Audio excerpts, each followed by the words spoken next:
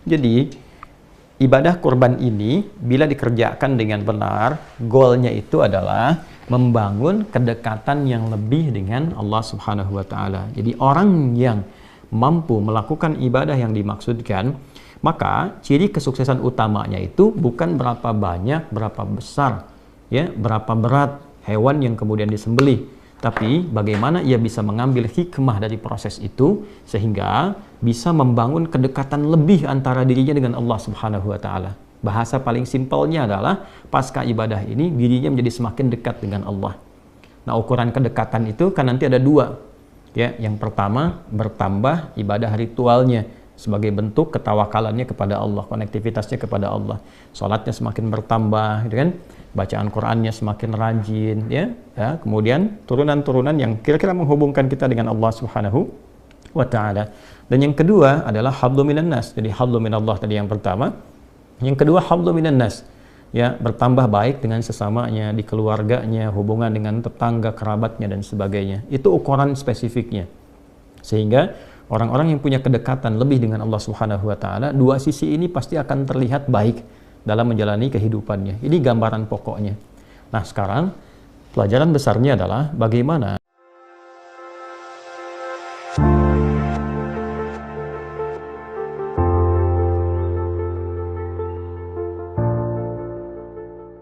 Baiklah, kita akan coba urutkan supaya lebih tertib, lebih terukur, dan lebih sistematis pembahasan kita.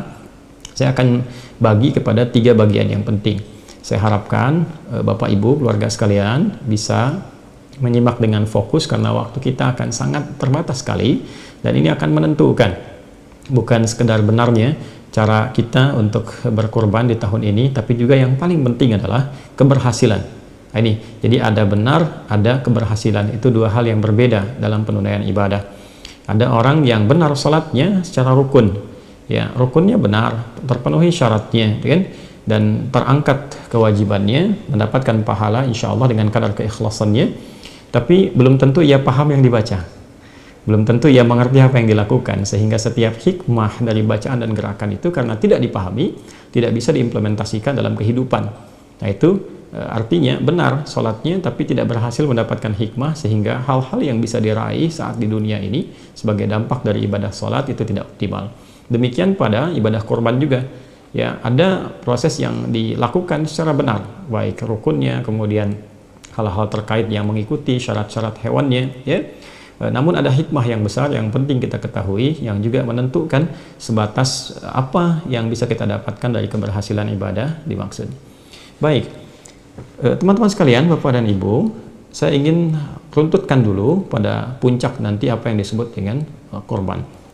Jadi ibadah ini kalau kita perhatikan di kitab-kitab fikih, ya, termasuk juga dalam kitab-kitab hadis, proses penyembelihannya itu tidak disebut dengan korban, tapi proses penyembelihannya itu disebut dengan udhiyah atau dzabah.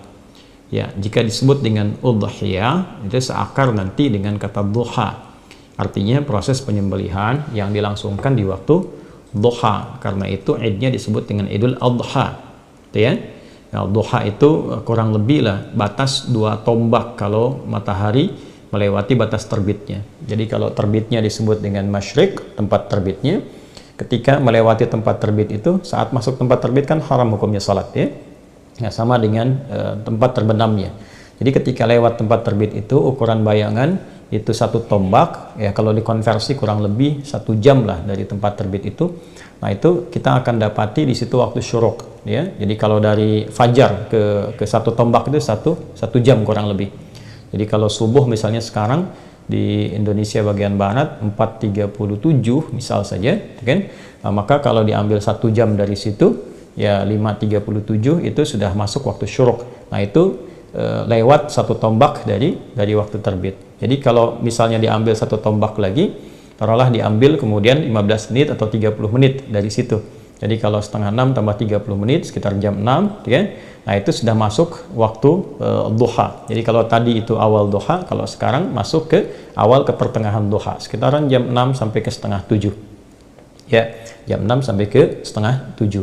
Jadi kalau kita ambil misalnya waktu salatnya berdasarkan mengacu kepada hadis Idul Adha itu, ya 1 tombak, maka ditunaikannya kurang lebih bisa sudah mulai jam 6 kurang seperempat atau jam 6. Supaya apa? Supaya jam setengah 7 ke jam 7 itu sudah bisa menyembelih. Itulah sebabnya kenapa disebut udhiyah, disembelihnya itu di waktu awal duha, sehingga sholatnya disegerakan.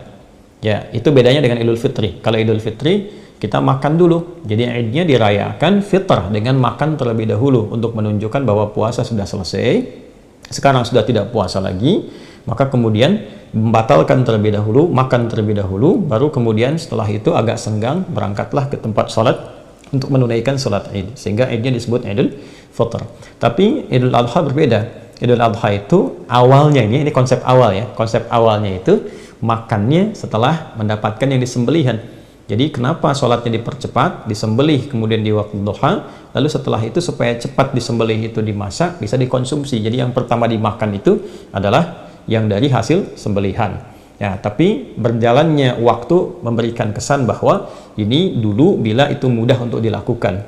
Bila kemudian tidak mudah untuk dilakukan dan berbeda situasinya, maka tetap menjadi amalan sunnah, tetapi barangkali yang dikonsumsinya berbeda. Yang penting ada sesuatu yang dimakan. Jadi sunnahnya dari sebelum sholat id itu tidak makan dulu, ya, baru setelah menunaikan sholat id makan, sekedar untuk mengikuti tuntunan sunnah Nabi Sallallahu Alaihi Wasallam. Bisa misalnya makan apa saja yang kira-kira bisa untuk dimakan. Yang saya ingin katakan adalah kenapa disebut dengan udhiyah, proses penyembelihannya, ingin memberikan kesan bahwa sembelihannya berlangsung di waktu duha. Kemudian prosesnya sembelihannya disebut dzabah namanya. Dzabah itu untuk hewan yang dijatuhkan dulu. Jadi kalau ada sapi, kerbau, kambing dan sejenisnya kemudian akan disembelih dan dia dijatuhkan terlebih dahulu baru kemudian disembelih, itu disebut dengan dzabah, dari kata dzabaha. Tapi kalau hewannya tidak dijatuhkan dulu, ya, langsung disembelih dalam posisi dia berdirinya, biasanya unta yang seperti itu disebut dengan nahar. Di surat Al-Kautsar itu kita dapatkan kata nahar, inna a'tainakal kautsar fasalli li rabbika wanhar.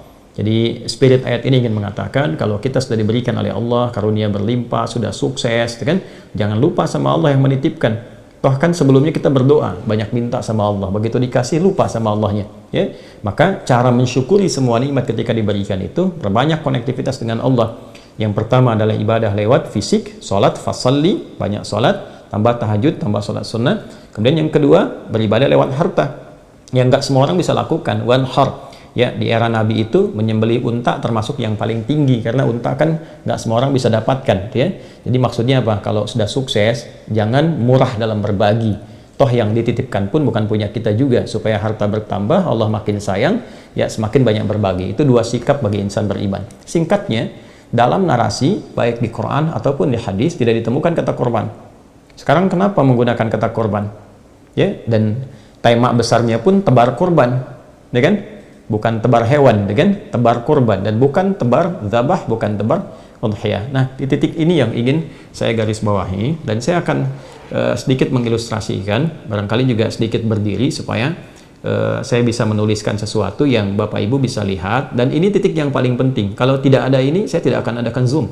Ya, cukup bagi Bapak Ibu kemudian menitipkan barangkali, lalu kita berikan waktunya, lalu diberikan bimbingan doanya, dihafalkan, selesai. Tapi ini yang ingin saya pastikan, jangan sampai, mohon maaf ya, usaha yang kita optimalkan baik dari hartanya, kan tidak mudah itu untuk mendapatkan harta yang dimaksudkan, ya.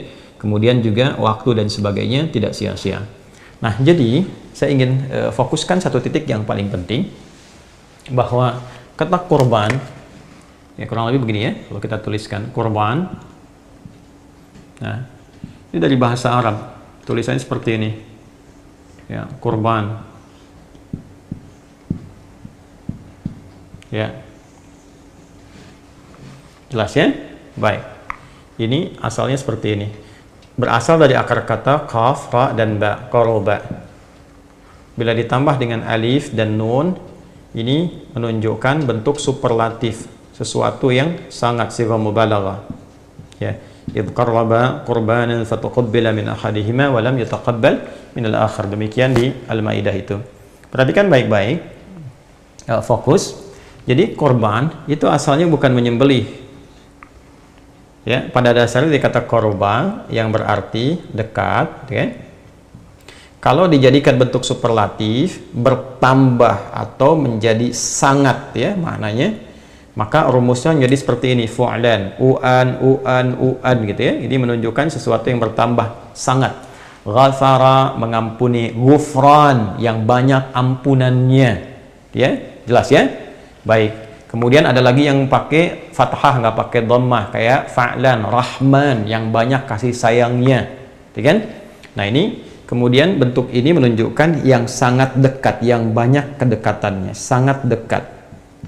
Nah, jadi ibadah kurban ini bila dikerjakan dengan benar, goalnya itu adalah membangun kedekatan yang lebih dengan Allah Subhanahu wa taala. Jadi orang yang mampu melakukan ibadah yang dimaksudkan, maka ciri kesuksesan utamanya itu bukan berapa banyak, berapa besar, ya, berapa berat hewan yang kemudian disembelih, tapi bagaimana ia bisa mengambil hikmah dari proses itu sehingga bisa membangun kedekatan lebih antara dirinya dengan Allah Subhanahu wa taala. Bahasa paling simpelnya adalah pasca ibadah ini dirinya menjadi semakin dekat dengan Allah. Nah, ukuran kedekatan itu kan nanti ada dua.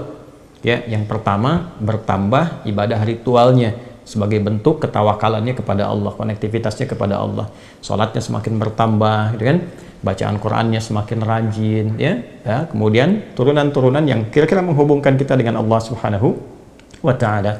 Dan yang kedua adalah hablum minan nas. Jadi hablum minallah tadi yang pertama. Yang kedua hablum minan nas. Ya, bertambah baik dengan sesamanya, di keluarganya, hubungan dengan tetangga, kerabatnya dan sebagainya. Itu ukuran spesifiknya. Sehingga orang-orang yang punya kedekatan lebih dengan Allah Subhanahu wa taala, dua sisi ini pasti akan terlihat baik dalam menjalani kehidupannya. Ini gambaran pokoknya. Nah, sekarang pelajaran besarnya adalah bagaimana proses ibadah, sekarang kan sedang ibadah, yang sedang kita tempuh ini, ya Bapak dan Ibu sekalian, bisa menghasilkan satu goal, satu capaian yang tadi telah kita harapkan. Nah, karena itulah kemudian Nabi SAW memberikan langsung petunjuk yang detail sekali dari persiapan di hari pertama, hari kedua, hari ketiga, sampai menjelang hewan itu disembelih. Baik ya? Baik, sekarang kita akan ambil kepada aspek pokok langsungnya dulu ya. Dari sejak Bapak Ibu melakukan akad nih, ya, akad untuk menyembelih atau ikut dalam proses ibadah kurban ini. Jadi akad itu dilangsungkan dengan menyampaikan uangnya, terus terjadi kemudian hewannya diikat untuk disembelih. Diikat itu maksudnya lewat akad. Ini hewan terikat akan disembelih atas nama Bapak Ibu sekalian. Maka dari proses itu terjadi, mulailah muncul kemudian bimbingan dari Nabi SAW sampai ke hari ini, sampai hewan disembelih nanti ya, bukan sampai tanggal 10, ingat, sampai hewannya disembelih. Nah, apa itu? Termaktub dalam hadis Sahih Muslim, nomor hadis 1977. Kita coba cek dulu ya. Ini ada Sahih Muslim, saya bisa bacakan, tapi barangkali untuk menguatkan pada Bapak Ibu sekalian, kita bisa cek paling kanan di pertengahan nomor hadis 1977. Coba kita cek. Nah, ini dia. Jadi ya, nanti kalau punya kitabnya silahkan dicek. Kitab Sahih Muslim nomor hadis 1977 ya, di subtopik yang ketujuh. Babu nahyi man dakhala alaihi ashru dzulhijjah wa huwa yuridu at-tadhhiyah an ya'khudha min sya'rihi aw adfarihi syai'a. Ya, bab petunjuk pedoman bagi orang yang telah memasuki 10 hari pertama bulan Dzulhijjah. Kemudian ia menginginkan atau berminat untuk menyembelih hewan kurban, ikut program ya di situ. Ya, maka sepanjang ia sudah berakad itu, sudah siap itu, ya dia dianjurkan untuk tidak memotong atau mencukur baik semua rambut yang melekat pada tubuhnya ataupun kuku yang melekat pada tubuhnya. Saya sampaikan hadisnya. Saya langsung cepat saja kepada rawi yang terakhir, yaitu keluarga terdekat Nabi sallallahu alaihi wasallam. Ini A1, ya, an Ummi Salamah radhiyallahu taala anha, dari Ummi Salamah radhiyallahu taala anha, anna Nabi sallallahu alaihi wasallam qala, beliau menyampaikan, Nabi sallallahu alaihi wasallam bersabda, "Idza dakhalatil 'ashru wa arada ahadukum an yudhhiya fala yamassa min sya'rihi wa basharihi syai'a." Qila li Sufyan, fa inna ba'dahum la yarfa'uhu, qala lakinni arfa'uhu. Ya, secara singkat, jika telah masuk 10 hari pertama bulan Dzulhijjah, ya di tanggal 1 sampai dengan tanggal 10 nanti, wa arada ahadukum an yudhhiya, dan ada di antara kita yang sudah berniat berencana gitu kan untuk mengikuti proses penyembelihan dalam arti ikut ibadah kurban seperti yang kita istilahkan, fala yamassa min sya'rihi wa basyarihi syai'a, maka Nabi menganjurkan, ini sunnah ya hukumnya, sunnah yang sangat ditekankan, sunnah muakkadah, untuk tidak menyentuh, maksudnya tidak mensyukur kan seluruh rambut yang melekat pada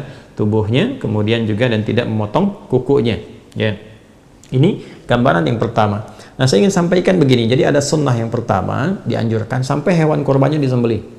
Nah, hewan kurban disembelih sekali lagi untuk semua program yang melekat bagi kita semua, insya Allah hewan kurbannya ya, disembelihnya di hari Kamis ya, sesuai dengan jadwal. Bila ada perubahan sesuai dengan daerahnya, itu akan diinfokan segera, tapi insya Allah tidak ada yang disembelih besok ya, sekalipun menunaikan sholatnya misalnya ada yang besok, tapi disembelihnya pada hari keesokan harinya untuk menyiapkan lebih mudah lagi gitu ya, supaya juga diinfokannya bisa serentakkan kurban itu luas, bisa hari ke-10, 11, 12, 13. Jadi kalau ada kesibukan di hari saat menunaikan sholat, maka keesokan harinya itu bisa lebih lapang. Nah kemudian, nah jadi sampai hari disembelih itu, begitu diinfokan hewan bapak ibu disembelih, nah, sampai ke titik itu jangan dulu potong kuku ya, termasuk rambut yang melekat di tubuh ya, bukan bulu. Kalau bulu itu ayam, unggas ya, sapi ya, itu bulu. Kalau di manusia itu rambut ya, jadi tidak dipotong dulu. Kuku juga jangan dulu dipotong dulu ya, ini jangan dulu dipotong. Kemudian yang melekat di tubuh jangan dipotong dulu sampai nanti hewan kurbannya itu disembelih. Nah, pertanyaannya kenapa? Ini poinnya. Kenapa? Karena nanti ada juga penafsiran lain yang dimaksudkan hewannya. Tapi kalau saya lebih cenderung kepada orangnya, bukan hewan. Saya ulang ya. Ada yang menafsirkan juga hewannya. Saya sangat menghormati untuk penafsiran itu, tentu juga ada pertimbangan dan alasan, tapi saya lebih condong kepada orangnya, bukan hewannya. Karena kalau kita teruskan bacaan hadisnya sampai dengan ke bawah, itu akan ditemukan kisah ya. Ini ada kisahnya di bintang 3 di bawah nih ya. Kalau kita bacakan di sini kita akan dapati keterangan qala kunna, ini kata Hasan al-Laythi, kunna fil hammam qabila al-adha fattala fihi nasun faqala ba'du ahli al-hammam inna Sa'id bin al-Musayyab yaqra hadha aw yanha anhu falaqitu Sa'id bin al-Musayyab fadhakartu dhalika lahu faqala ya ibn akhi hadha hadithan qad nusiya wa turika ya kan. Nah ini ada kisah dari Hasan al-Laythi bahwa di era beliau itu menjelang Idul Adha, menjelang disembelih itu, teman-temannya sudah pada pergi ya, ke kamar mandi umum, kemudian ada yang sudah bersih-bersih ya, ada yang mengecat rambut, ada yang cukur-cukur dan sebagainya, padahal hewannya belum disembelih. Maka diadukanlah kepada sahabat Sa'id bin al-Musayyab peristiwa itu, yang mengetahui betul tentang hadis Nabi dimaksud, dikonsultasikan, ini benar enggak gitu, yang dimaksudkan apakah orangnya atau hewannya atau bagaimana. Maka komen beliau menyampaikan bahwa hadza haditsun qad nusya, atau riwayat lain qad turika, oh ini tidak tepat ya, ada hadis yang banyak dilupakan. Artinya apa? Yang dimaksud jangan dipotong dulu ya. Jadi ini asbabul wurud yang terkait juga dengan hadis dimaksud. Pertanyaannya kenapa? Ya, saya ulangi pertanyaannya kenapa? Disunnahkan ya, bukan hukumnya haram.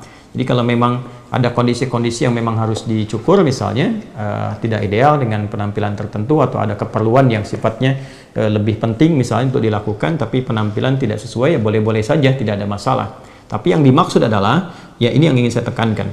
Nah, Bapak Ibu sekalian, ada anugerah besar di balik ibadah ini yang diikatkan nanti terkait dengan kurban. Berbahagialah bila di antara kita diberikan oleh Allah Subhanahu wa taala kesempatan untuk berkurban dan mengikuti runtutan ibadah dari tanggal 1 sampai dengan hewan kurban itu disembelih. Karena itu esensinya, itu menghadirkan nilai yang sama seperti orang yang haji.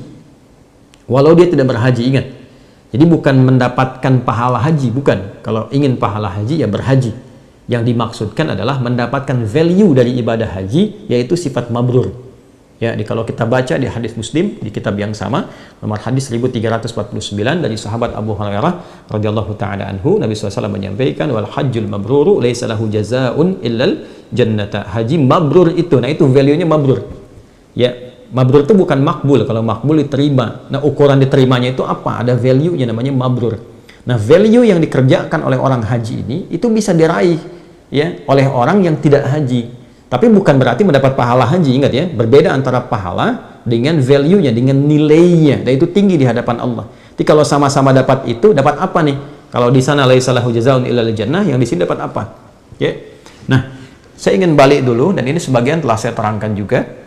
Jadi puncak haji itu kan di tanggal 9. Sekarang nih ya, yang pada wukuf, sebentar lagi selesai, akan lontar jumrah.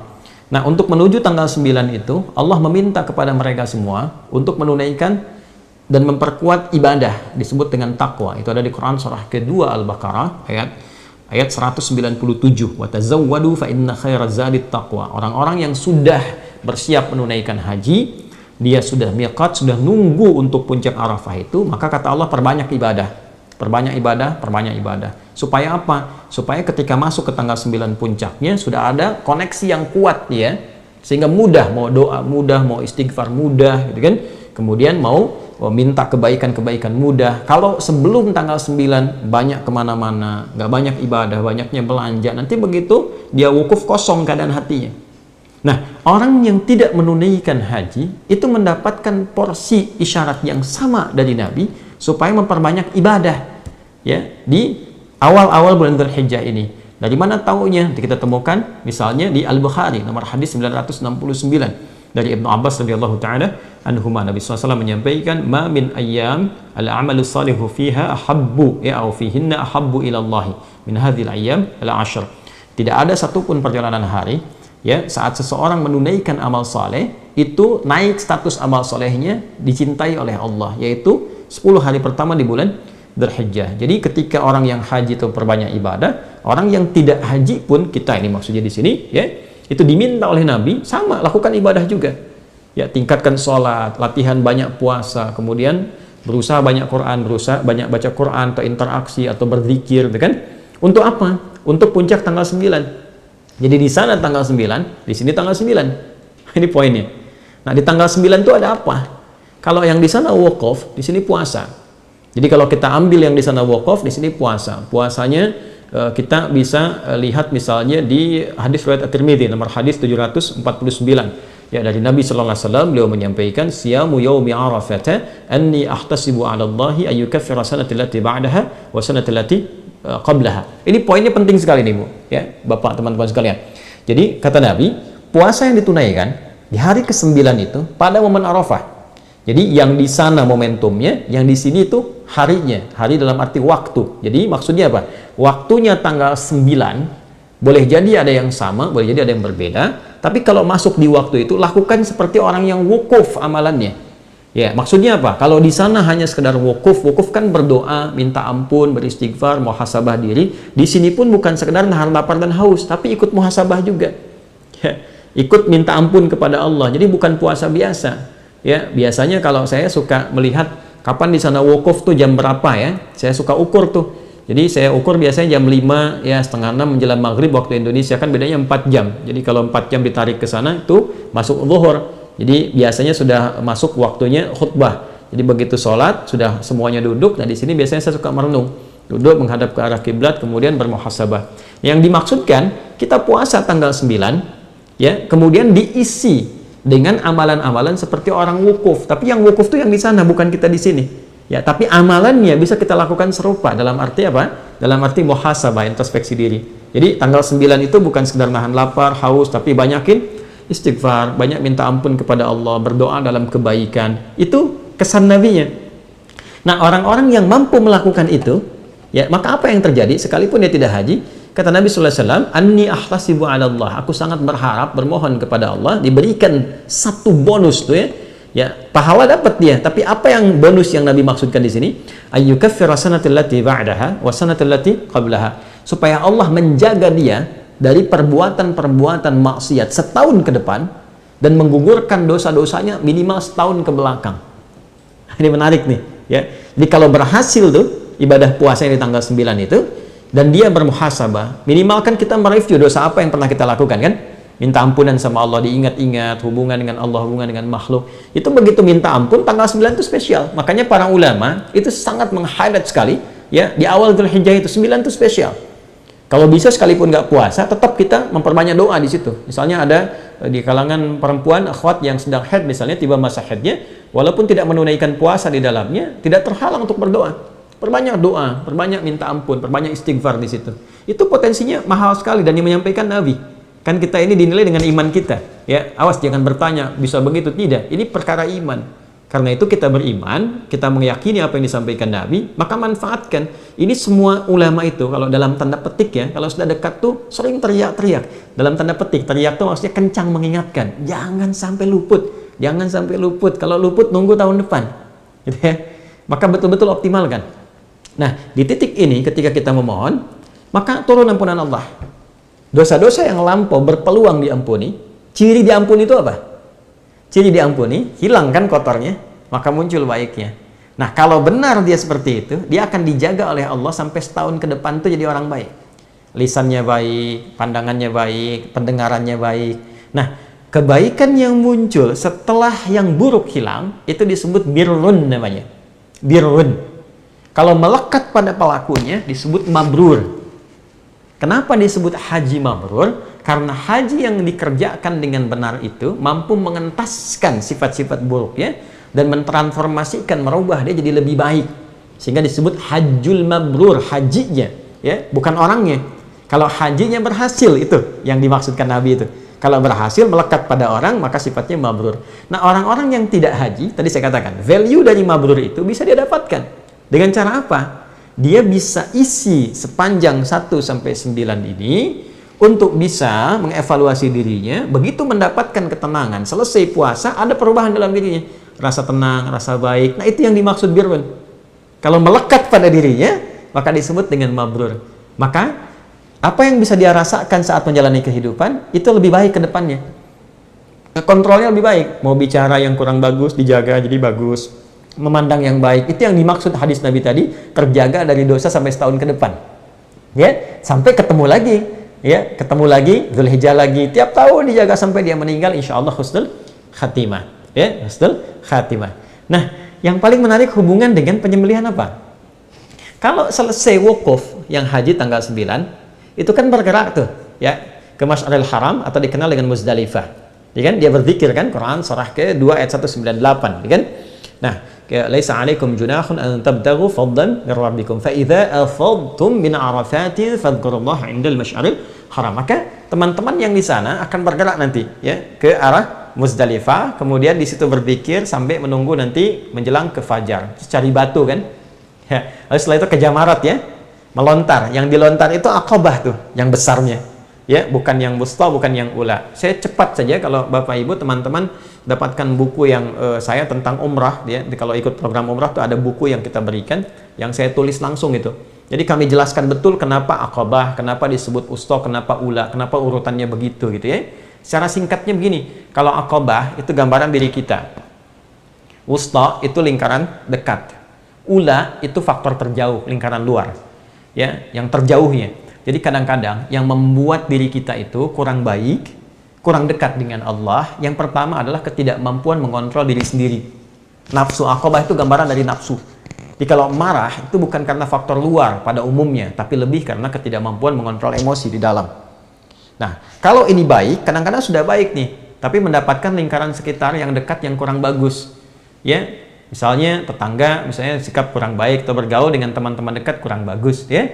Atau teman-teman dekat bagus, di keluarga bagus, tapi ditempatkan di tempat kerja, ketemu teman jauh, kena pengaruh yang kurang bagus.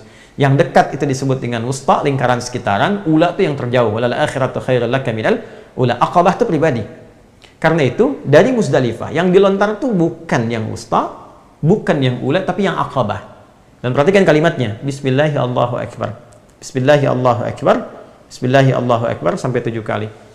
Setelah itu menghadap ke arah Ka'bah, ya, ke Masjidil Haram, lalu berdoa, kan? Inni wajjahtu wajhiya lilladzi fatara as-samawati wal arda hanifan muslima wa ma ana minal musyrikin. Inna salati wa nusuki wa mahyaya wa mamati lillahi rabbil alamin la syarika lahu wa bidzalika umirtu wa ana minal muslimin. Baik. Perhatikan baik-baik. Begitu dilontar, lontaran itu dimohonkan dengan doa untuk menggugurkan sifat buruk yang ada dalam diri. Menggugurkan keburukan yang ada dalam nafsu. Baik ya? Ini kuncinya dulu satu ya. Jadi begitu dilontar, diharapkan kan sifat buruk itu di nafsu, lawannya takwa. Ya, nafsu itu nama lainnya fujur.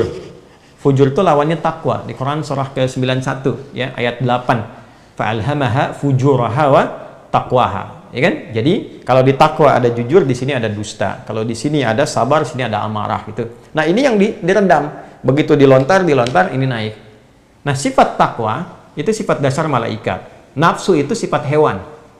Makanya disebut manusia makhluk hewani, hayawanun natik, hewan yang bisa bicara, tapi punya sifat takwa. Kalau hewan nggak ada takwanya, ya malaikat nggak ada nafsunya. Di malaikat benar terus, Quran surat 66 ayat ke-6, hewan itu punya potensi salah terus, ya. Nah, itu sifat hewani. Yang tidak haji, maka disimbolkan dengan syariat penyembelihan hewan. Yang di sana lontar. Jelas ya? Maka yang di sini menyembelih, hakikatnya bukan hewannya. Hakikatnya itu saat menyembelih itu adalah ya menggugurkan sifat-sifat hewani yang dominan sehingga menutup peluang-peluang sifat takwa yang baik yang seharusnya muncul. Ini kapan bisa terjadi? Kalau bisa kita renungi di tanggal 9. Makanya saat puasa kita muhasabah, apa sih sebenarnya yang menjadikan saya kok bisa terasa jauh dari Allah? Bangun malam tuh kayak susah banget tuh. Mau baca Quran susah gitu kan. Mau zikir kok keras lisannya. Kenapa? Padahal tahu kita mau meninggal, tahu pengen husnul khatimah, tahu pengen menghadap Allah. Kok bekalnya seakan sulit dilakukan? Introspeksi diri. Apa yang menyebabkan itu? Ya, jangan-jangan terlalu ya condong ke urusan dunia, sibuk dengan macam-macam sehingga lupa dengan ibadah. Ya, sibuk dengan fisik, sibuk dengan pikiran. Kan ada intelektual, ada fisikal, ada spiritual. Orang kalau terlalu sibuk dengan intelektualnya, rupa makanan untuk rohnya, kaku untuk ibadahnya. Ya, pun demikian, kenapa dengan orang-orang sekitaran misalnya kurang baik, kenapa dengan keluarga tidak baik, dievaluasi sampai kita menemukan itu. Maka kita bertekad dari dalam diri kita. Kalau kita mengandalkan orang kan susah kan? Tapi kalau kita bisa dalam diri kita benahi, maka untuk datang ke masjid, untuk ibadah, untuk sholat itu lebih mudah. Ya, untuk mengatakan sesuatu yang baik itu lebih mudah sepanjang kita lebih bisa membuka hati. Ya, kan take off itu kalau tenaganya kuat bisa terbang sendiri kan? Ya, makanya apa yang harus dilakukan? Ketika yang di sana melontar, di sini menyembelih. Dan tidak semua orang bisa memiliki ya sesuatu untuk disembelih. Jadi berbahagialah ketika kita diberikan kesempatan oleh Allah untuk bisa menyembelih, dalam arti untuk menunaikan ibadah ini, itu mahal. Itu mahal sekali hikmahnya. Tapi jangan sampai berhenti di sekedar saya pesan ya, sekian. Bukan itu yang diinginkan. Ya, kalau cuma begitu ya Bapak Ibu bisa lakukan dimanapun. Yang ingin saya tekankan adalah jangan sampai gagal saat itu disembelih. Jadi sampai ketiba waktu penyembelihan itu, walaupun sudah misalnya lewat di tanggal 9 misalnya, lewat tetap renungkan, isi dengan takbir, isi dengan tasbih, lihat sekitaran, evaluasi dengan kerabat terdekat, sehingga hasilnya nanti bisa dirasakan pasca hewan itu disembelih. Begitu hewan disembelih, perhatikan baik-baik ya, baik saya, Anda, kita menyembelih secara langsung atau diwakilkan oleh orang lain yang menyembelih dan waktunya disampaikan. Tapi kalimatnya sama ketika disembelih. Bismillahirrahmanirrahim. Satu. Ya kan? Coba lihat yang di sana lontar Bismillahirrahmanirrahim, di sini Bismillahirrahmanirrahim dan menghadap ke kiblat. Setelah itu, ini yang sering lupa. Setelah itu selesai disembelih, segera menghadap ke kiblat, membacakan doa. Dan ini doanya sunnah. Kalau kita lacak di kitab hadis banyak doanya. Ya, apa doanya? Sama persis dengan orang selesai lontar jumrah, lontar Aqabah. Menghadap ke arah kiblat, inni wajjahtu wajhiya lilladzi fatara as-samawati wal arda hanifan musliman wa ma ana minal musyrikin. Inna salati wa nusuki wa mahyaya wa mamati lillahi rabbil alamin la syarika lahu wa bidzalika umirtu wa ana minal muslimin atau wa ana awwalul muslimin. Ya Allah, sungguh aku saat ini menghadapkan diriku sepenuhnya kepadamu. Maksudnya bertawakal, maksudnya sepatuh-patuhnya. Jadi kalau kita mengatakan inni wajah itu komitmen yang kuat untuk patuh. Dalam bahasa Arab itu begitu, ya. Hadapkan diriku sepenuhnya kepadamu penguasa langit dan bumi. Sungguh sekalipun aku sholat, aku ibadah, ya manasik, ya atau aku menyembelih sampai sekarang, atau bahkan aku hidup atau aku wafat saat ini, ya aku semua jadikan tawakal kepadamu. Aku berjanji tidak akan pernah menyimpang apalagi berbuat musyrik, dan mulai saat ini, nah ini poinnya, mulai saat ini aku berkomitmen akan patuh kepada semua tuntunanmu. Ingat loh kalimat itu, ada satu komitmen yang dibangun. Jadi setelah itu disembelih kita mengatakan wa ana minal muslimin, aku termasuk hamba yang muslim, maksudnya aku akan patuh kepada semua ketentuanmu yang diberikan petunjuknya oleh Rasulullah sallallahu alaihi wasallam. Ya kan? Nah, baru selesai itu. Maka kalau itu udah selesai, lalu dari situ ada feedback pada diri kita. Jadi di sana selesai kan, melontar, menghadap ke kiblat, kita selesai menyembelih, menghadap ke arah kiblat. Lalu bermohon kebaikan pada Allah Subhanahu wa taala. Nah, titik itulah kemudian yang melahirkan kurban. Titik itu yang melahirkan kurban. Jadi setelah kita merasakan ada keberanian untuk mengevaluasi diri, kita jadi lebih baik.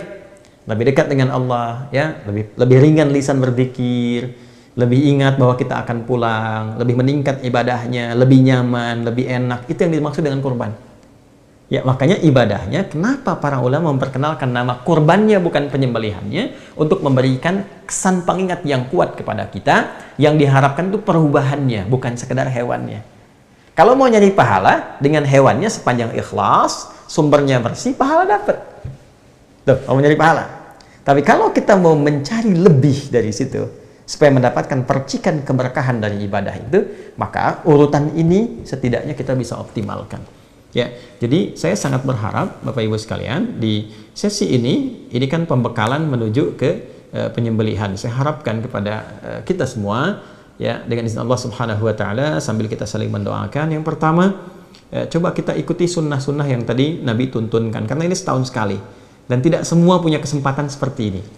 Ya, tidak semua punya kesempatan yang serupa. Jadi syukuri ini dengan cara kita optimalkan. Yang kedua, kita saling mendoakan dulu untuk semua supaya Allah kasih kemudahan. Ya, ringankan berbagi, doakan yang di sana, yang di haram, gitu kan, supaya mendapatkan kemudahan dari Allah, diterima ibadah hajinya, gitu kan, lapangkan. Jadi mendoakan orang lain itu melatih hati kita supaya lunak. Kalau hati kita sudah lunak, sudah enak, itu masya Allah, itu mudah sekali untuk dibawa zikir, ya, dibawa kepada hal yang baik. Lalu minta sama Allah menguatkan diri kita, ya.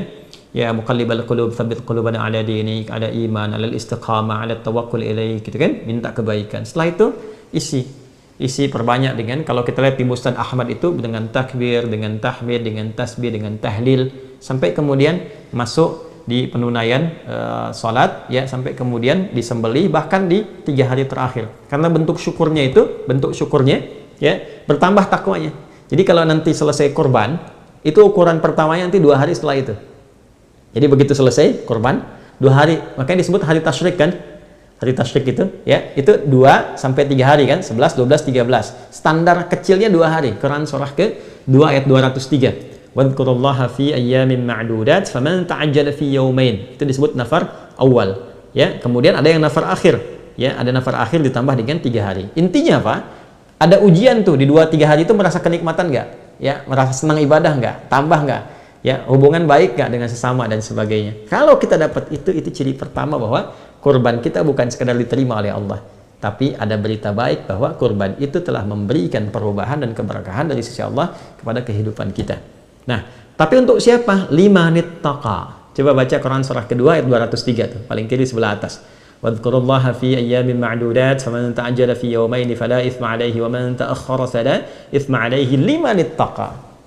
Ya, jadi yang di sana mabit di Mina, ya kan? Di mabit di Mina itu kan untuk mengevaluasi diri, nambah ketaatan nggak? Yang di sini, ya, sama, mengevaluasi pasca penyembelihan. Walaupun sedang liburan tuh ingat sholat nggak? Masih bisa tahajud nggak? Ya kan? Masih bisa baca Quran nggak? Terus perubahan kebaikan interaksi kita nambah nggak? Nah, itu esensinya. Ya, jadi itu hal yang paling penting. Kalau yang lain-lain saya kira standar untuk semuanya, tapi lebih kepada kurban itu kenapa kita ambil judul besar tebar kurban, supaya rasa kasih itu semakin menyebar, kebaikannya semakin meluas, dan kedekatan kepada Allah Subhanahu wa taala semakin tinggi, semakin baik, ya. Itu kira-kira gambarannya. Jadi kita berharap dosa diampuni, kayak sama, saya pun belum bersyukur, ya, sama persis. Jadi begitu sudah disembeli baru kita bersih, kita berharap supaya apa? Kata sebagian ulama, supaya Allah mengampuni semua bagian tubuh kita dan semua bagian sampai rambut dan kuku sebelum terpisah kita potong. Barangkali ini pernah bermaksiat, ya kan? Kemudian bagian ini pernah bermaksiat. Jadi sebelum dicukur, sebelum dipisahkan, ini Allah sudah ampuni. Jadi bersih saat dipisahkan dari bagian tubuh kita.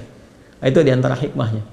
Ya, ini hal yang terkait dengan pembelajaran, pembekalannya, saya kira sangat jelas sekali, ya, untuk bisa dipahami dengan baik. Tinggal teknis.